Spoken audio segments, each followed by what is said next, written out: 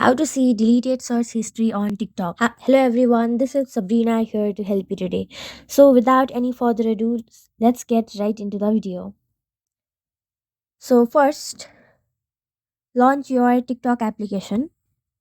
Then go to your profile icon from your bottom right corner. After that, go to the menu bar. Now go to settings and privacy. Now scroll down and then go to activity center.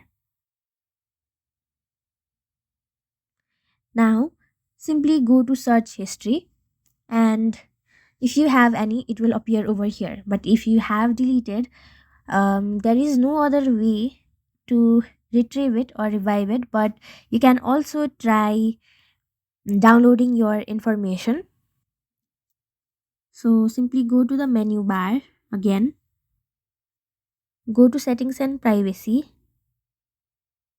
and after that, from here you will be able to download your information and see if you can get your deleted search history. So that's it. Thank you for watching this video. Make sure to like, share and subscribe to our YouTube channel. If you got any questions, comment them down and I'll catch you in the next one.